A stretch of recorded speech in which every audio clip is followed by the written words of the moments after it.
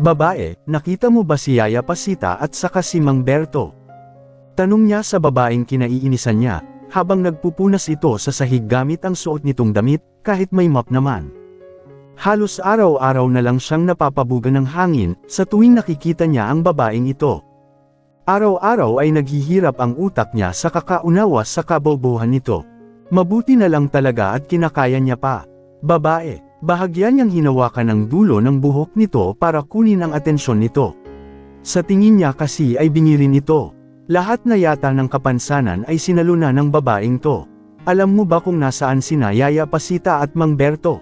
Ulit niyang tanong dito. Kanina pa kasi siya paikot-ikot pero hindi niya mahanap ang dalawang matanda. Nag-aalala siya na baka umalis ang mga ito para mag-canvas ng baril. Kapag nagkataon, tiyak na mapagkakamalan ang dalawang yun na pakawala ng sindikato at yun ang inaalala niya kanina pa. Ano na, panipi, tumitig lang sa kanya ang babae. Sobrang dumi na ng damit nito dahil hindi ito gumagamit ng utak. Senyor ito, bakit po, panipi, yung dalawang matanda na kasama natin dito sa bahay, nakita mo ba? Tanong niya rito, kumunat lang ang noo nito. Hindi niya alam kung bakit hirap na hirap itong sagutin kahit mga simpleng tanong lang. Ano nakita mo ba?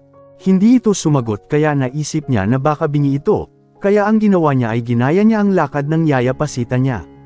Umakto siya na parang kuba at pabalik-balik siyang naglakad sa harap nito. Yung matandang ganito ang lakad, nakita mo ba? Panipi. Tunong ito. Opo, kung hindi pa siya naglakad na parang kuba ay hindi pa yata ito sasigot. Yung matandang lalaki na ganito ang lakad, nakita mo rin ba? Medyo sakang si Mang Berto kaya nahirapan siyang gayahin ang lakad nito. Opo, panipi. So, saan sila nagpunta? Pawis na pawis siya pagkatapos niyang umarte na parang tanga sa harap ng babaeng to. Hindi niya alam kung hanggang kailan at kung hanggang saan aabot ang pagtitimpi niya para hindi niya ito masaktan. Kung hindi ay pa siya umakting na parang gago ay baka sa susunod pang taon nito masagot ang tanong niya. Bumili po sila ng condomens. Panipi, condomens. Tak ang tanong niya, anong condomens? Sa tinagal-tagal ko rito sa mundo, ngayon ko lang narinig ang salitang yan. Sigurado ka ba talaga na bumili sila ng condomens? Condomens talaga, baka naman condom yun. Panipi. Senyor ito, wala po akong ideya talaga Panipi, ano pa nga ba? Inaasahan ko na yan kaya wag mo nang pahirapan yang utak mo, dahil inaasahan ko naman palagi na wala ka talagang alam. Panipi, ano po ba ang pagkakaiba ng condomen sa condom? Panipi, wag mo nang alamin dahil baka mahirapan pa yang utak mo. Kahit siya nga mismo hindi niya alam kung ano ang pagkakaiba ng condomen sa condom Tumanggo naman ito sa sinabi niya. Marahil ay tanggap nito ang sinabi niya. Kailangan naman talaga nitong tanggapin ang sinabi niya, at mga sasabihin pa, dahil iyon naman ang totoo. May gagawin ka ba pagkatapos niyan? Kung wala na, maligo ka dahil ang baho mong tingnan. Panipi. Panipi. Diyos mio, kailangan ba lahat ng itatanong niya rito ay may kasamang aksyon dapat? Itinaas niya ang kanang kamay niya sa ere at umakto na nagwiwisik ng tubig.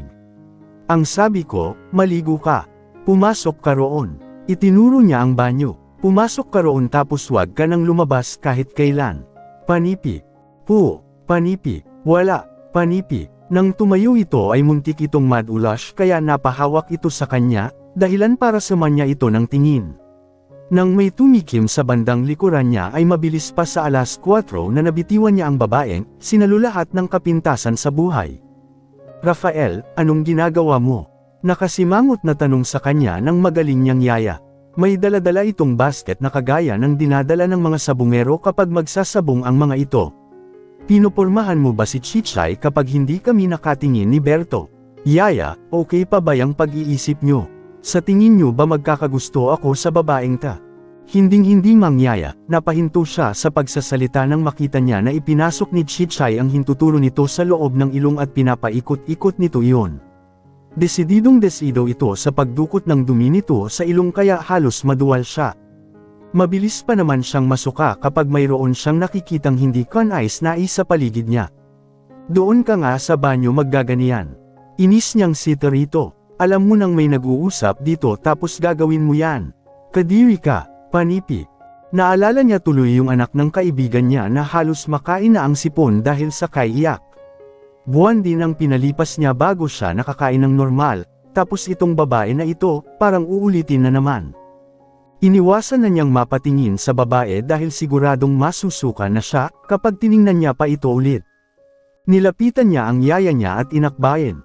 Kalaunan ay binulungan niya ito nang hindi tinitingnan ng babae. Yaya, tingnan mo yang babaeng iniuwi niyo ni Mang Berto. Tingnan mo yang ginagawa, tingnan mo, tama ba yan? Nakakasuka ang ginagawa niya, di ba? Nakita niyang napangiwi ang yaya niya habang nakatingin sa aswang na iniuwi nito. Maya-maya ay tumingin ito sa kanya. Alam niyang pareho silang nandidiri pero dahil naaawa ito sa babae, ay pinilit nito ang sarili na ngumiti sabay tapik sa kanya. Ginagawa mo rin naman yan, sabi nito na para bang kasalanan niya pa na sinita niya ang babae. Noong bata ka pa, madalas mong gawin yan pero hindi naman kita pinagalitan. Yaya, wala akong natatandaan na ginawa ko ang ganyan sa harap mo o sa harap ng maraming tao. Hindi ko ugali ang gumawa ng yak.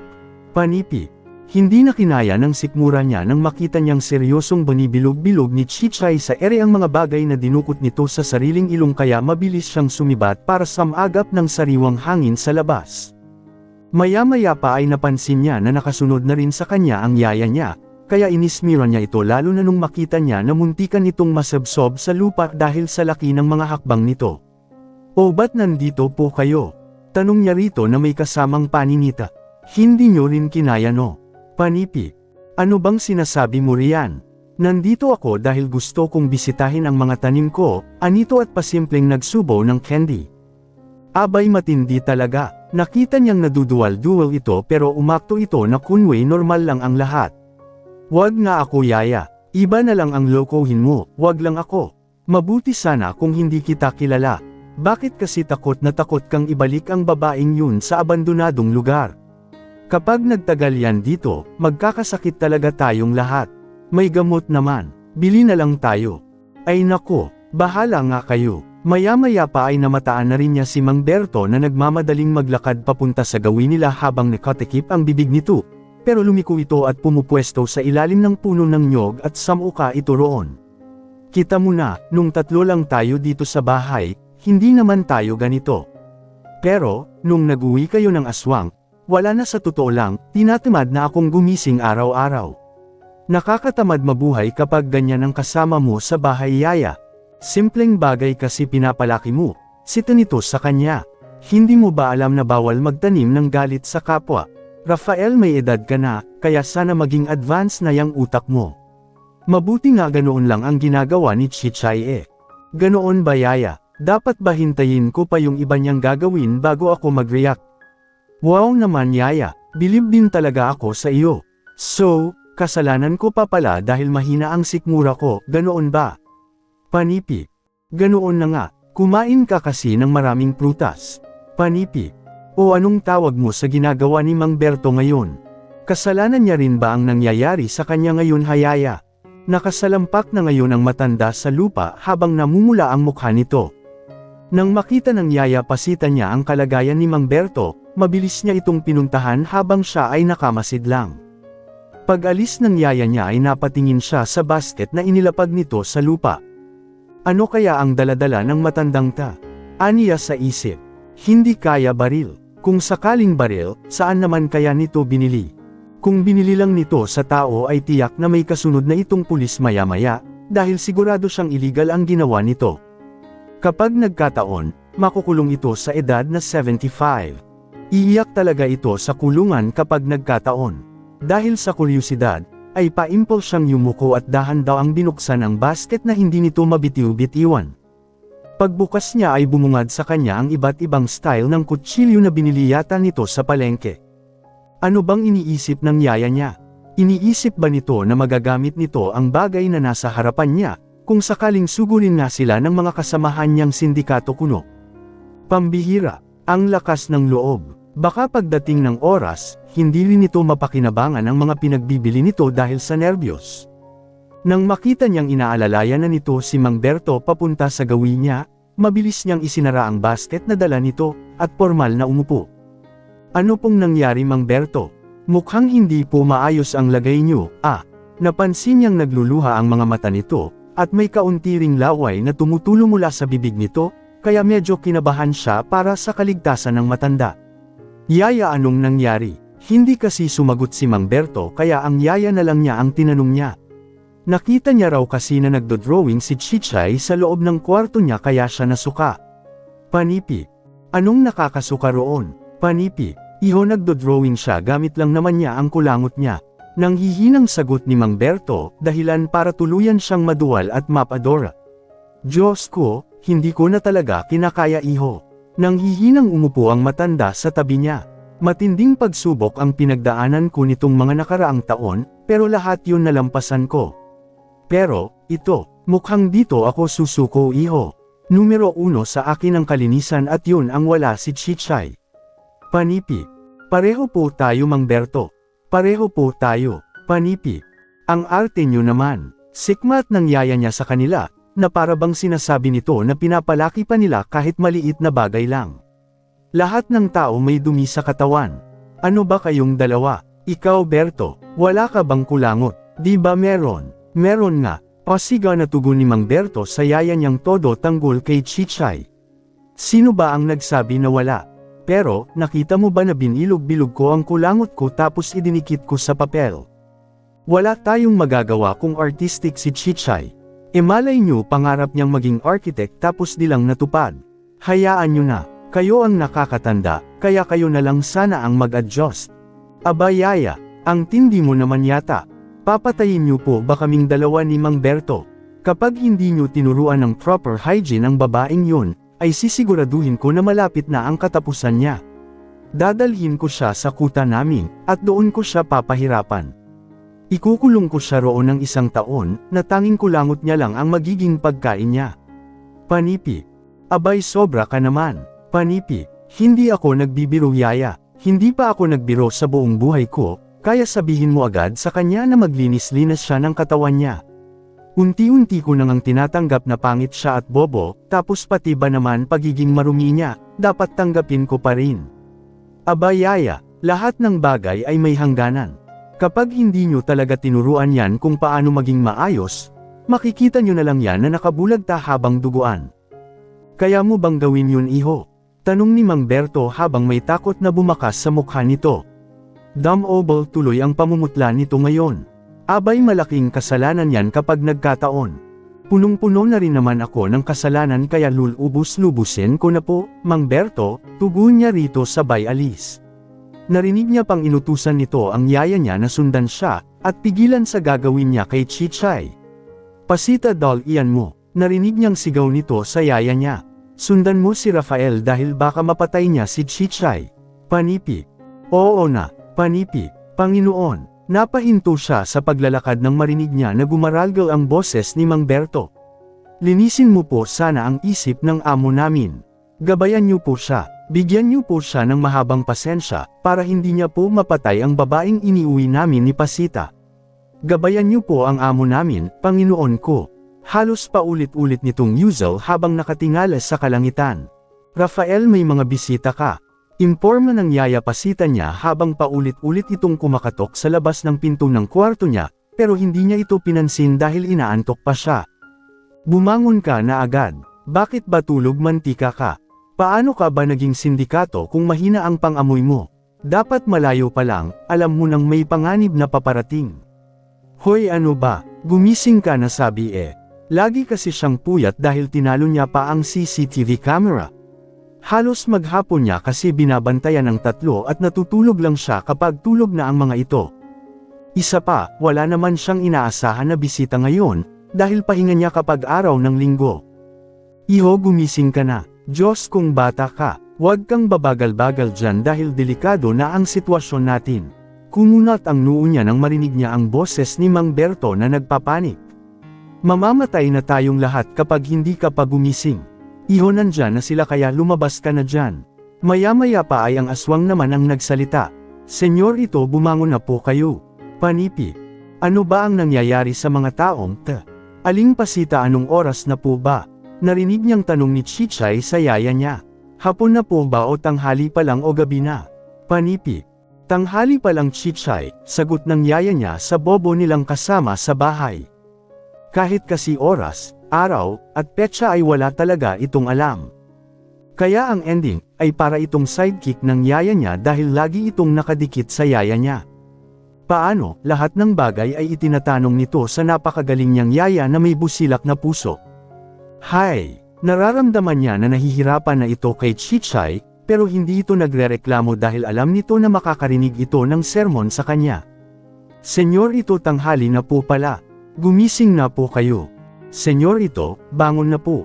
Paulit-ulit na sambit ni Chichay habang tinatambol ang pinto ng kwarto niya, kaya inis siyang bumangon sabay dampot ng unan para hampasin ito sa mukha. Pagbukas niya ng pinto ay hinampas niya agad ang taong kumakatok, pero sa pagkagilalas niya ay ang yaya niya ang nahampa niya. Dahilan para tumalsik ang pustiso nito at bumagsak sa sahig. Lagot, nasira pa yata. Paanong ito ang nasa harapan niya, gayong si Chichay ang kumakatok kanina habang nagsasalita. Yaya sorry po, paghingi niya agad ng tawad sa yaya niya habang unti-unting umaatras.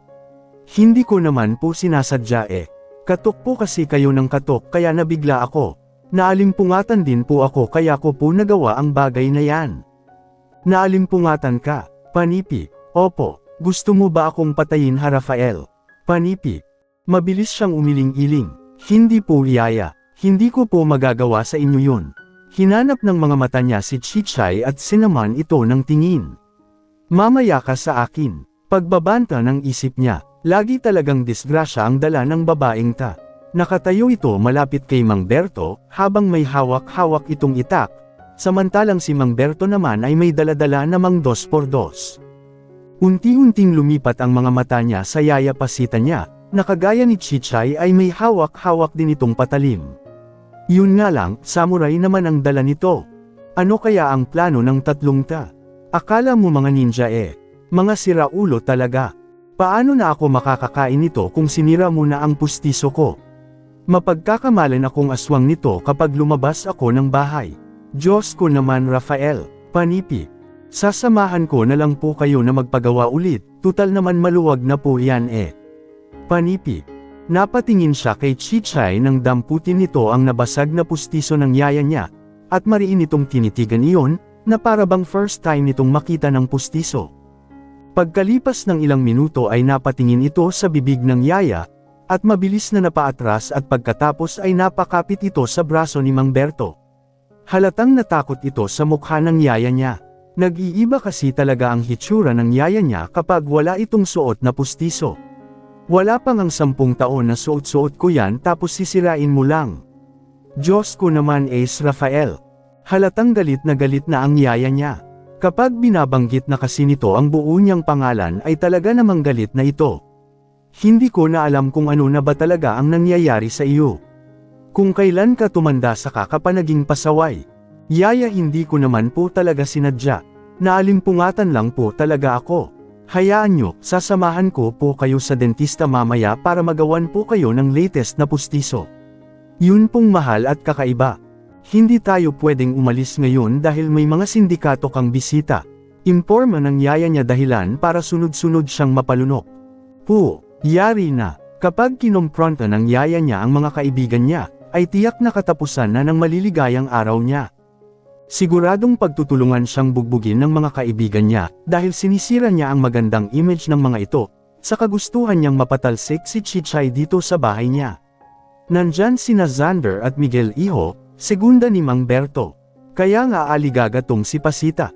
Ang sabi niya, kapag may napansin daw kaming kakaiba sa mga ikan-ikilos nila, ay tusukin daw agad namin sa likod ang mga kaibigan mo. Diyos ko, hindi ako mamamatay tao kaya 2x2 lang ang dinamput ko. Ano po, nagulantang siya sa naging pahayag ni Mang Berto. May asawa at mga anak pa man din ang isa sa mga kaibigan niya na bisita niya ngayon. Kapag sinaksak ito sa likod ng isa sa kahit sino sa tatlong to, ay siguradong hindi lang itlog niya ang sasaksakin ng asawa nitong dragon. Sigurado kasi siya na siya ang paghihigantihan ng asawa ng kaibigan niya. Kaya ba may kanya-kanya kayong bitbit na armas? Ano pa nga ba, Panipi? Kinakabahan talaga siya para sa buhay ng mga kaibigan niya lalo na nang iwas-iwas ng yaya niya sa ereyang hawak nitong samurai na puro kalawang na. Pagkatapos nitong mag-exhibition ay si Chichay naman ang sumunod, dahil itinutok nito kay Mang Berto ang itak, at akmang sasaksakin ang matanda kaya naman binato niya ito ng unan para makuha ang atensyon nito. Balak mo bang patayin si Mang Berto ha babae? Sira ulo ka ba? Si Mang Berto ay halatang nabigla dahil nakatulala na lang ito.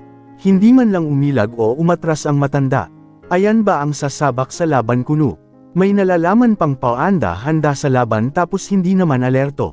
Diyos ko po, ano bang parusa ta? Bitiwan nyo nga iyang mga daladala nyo, wika niya at isa-isang tiningnan ang tatlo. Para kayong mga miyembro ng Akyat Bahay Gang A. Ba't kaya hindi kayo matulog para ipahinga nyo yang mga utak nyo? Sa kakapuyat nyo yan, kaya kung ano-ano ang mga naiisip nyo. Kulang na lang, takpan nyo yang mga mata nyo para maging Ninja Turtles na kayo. Ang yaya niya ang mastermind kaya dapat ito ang pagsabihan niya ng husto. Yaya ano ba ta? Diyos ko naman talaga, yang mga daladala nyo puro pa may mga kalawang. Pambihira, stress na nga ako sa trabaho tapos pagdating dito, stress pa ang ibinibigay nyo.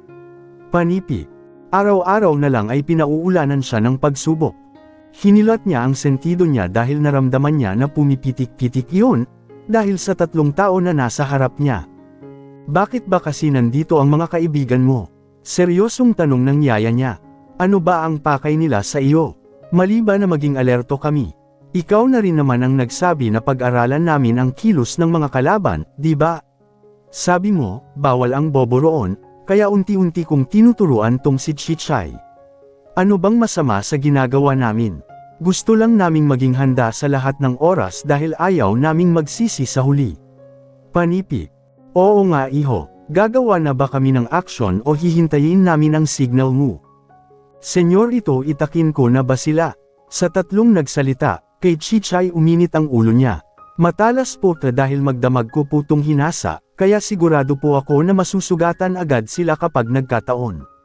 Kung hindi ko man sila mapuruhan, tiyak na mamamatay naman sila sa tetanus kalaunan. Talino ko na puno. Ano kaya ang ikinatalino ng babaeng ta sa binabalak nitong gawin? Baka kabaliwan. Gusto mo bang ikaw ang unahin kong itakin ha? Sikmat niya kay Chichay. Sira ulo kaya tae, matulog ka nga, ang lupit ng utak mo ah. Ano bang ginawa sa iyo ng mga kaibigan ko para itakin mo sila? Iho tinuruan kasi siya ng yaya mo, mahinang sabi ni Mang Berto. Hindi ko nga maintindihan kung bakit naging brutal na itong si Pasita eh.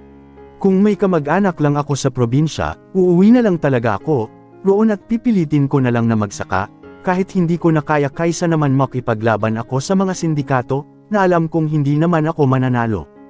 Huminga siya ng malalim at pagkatapos ay bumuga siya ng hangin. Halos 10 beses niya yatang ginawa ang bagay na yun para lang pakalmayan ang sarili niya.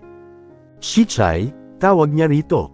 Senyor ito, panipi. Pumunta ka sa kwarto nyo ni Yaya tapos maligo ka. Pagkatapos mong maligo, matulog ka. Yang itak na hawak-hawak mo, ibalik mo yan sa lugar kung saan mo yan kinuha, dahil kapag nadisgrasya ka niyan, hahayaan lang talaga kita. Huwag mong ubusin ang pasensya ko ha. Yung mga kaibigan ko na balak mong itakin ay mga delikado silang tao at hindi ka nila sisantuhan kahit na mag-ausan mo lang sila, kahit na kaunti. Alam niyang hindi siya nito maiintindihan pero nagbaka sakali pa rin siya. Alam mo ba kung ano pwedeng mangyari sa iyo kapag nagkataon, ha? Dudukutin ka nila tapos dadalhin ka nila sa kutan nila, at pagkatapos sasaksakin ka nila roon hanggang sa mamatay ka. Kaya kung sa iyo, matutulog na lang ako sa kwarto at itatabi ko yung itak na yan para sa katahimikan ng lahat. Pagkatapos niya kay Chichay ay ang yaya naman niya ang pinagsabihan niya. Yaya magtataka ang mga kaibigan ko kapag umakto kayo ng ganyan sa harapan nila. At saka, saan mo ba pinulot yung samurai na yan? Panipi. Sa bodega, panipi. Alam mo bang pwede kang matetanus dyan sa hawak-hawak mo? Lalala talaga iyang pagkakubo mo kapag natetanus ka dahil dyan. Kaunti na lang talaga iisipin kung may saltik ka na. Hinugasan ko naman katwiran pa nito at ipinakita pa sa kanya ang samurai habang nakalabas ang dila nito. Matulis na matulis ta. Isang sundot ko lang sa mata nila, siguradong bulag sila. Yaya, ilang araw ka na bang puyat? Sa halip ay tanong niya. Nagdodroga po ba kayo? Hindi na po kasi normal yang lumalabas sa bibig nyo eh. Pinamaywanggan niya ang tatlo. Lalabas ako at haharapin ko ang mga kaibigan ko. Ang gusto ko sana ay huwag kayong magpapakita sa kanila, dahil tiyak na magtataka sila kapag nakita nila kayong may mga armas na daladala. Naiintindihan niyo ba? Sabay na tumanggaw sina Mang Berto at ang yaya pasita niya samantalang si Chichay ay abala ito sa pagtitig sa dala nitong itak. Sigurado siyang sa isip nito ay guti-guti at durog-durog na ang mga kaibigan niya. Kaya bago umabot sa krimen ang lahat, ay nilapitan niya ito at bahagyang hinatak ang damit nitong marumi. Nakikinig ka ba? Asikasuhin mo muna ang sarili mo bago ka mag-isip ng mga masasamang gawain dahil kapag nakulong ka, ewan ko na lang talaga kung ano ang mangyari sa iyo sa loob ng kulungan. Huwag kang masyadong damaykit dito kay Yaya dahil masisira ang buhay mo lalo. Hinampas siya ng yaya niya sa puwete niya gamit ang samurai kaya napahinto siya sa pagpapayo kay Chichay. Ako ba ang pinapalabas mo na bad influence kay Chichay Rafael? Panipi. Pati po kay Mang Berto Yaya, prank kanyang usual. Kahit po kasi nanginginig na si Mang Berto dahil sa gutom at takot. Pinipilit mo pa rin siya para pakinggan ka dyan sa mga plano mo. Para kayong kulto Yaya. Lintik ka kasi. Kung hindi ka kasi sumali-sali sa grupo ng mga lintik mong kaibigan hindi sana kami magkakaganito. Aminin na kaya niya na hindi naman totoo ang mga sinabi niya. Delikado kasi kapag pinatagal niya pa, dahil baka makagawa na ng krimen ng tatlo bago pa man niya mabawi ang mga sinabi niya. Sigurado siya na ang unang makukulong ay ang yaya niya, at ang pangalawa naman ay si Chichay, dahil sunod-sunurin ito sa yaya niya. Si Mang Berto lang ang tiyak na maliligtas sa tatlo dahil halata sa mukha nito na tatakas ito at magpapakalayo-layo.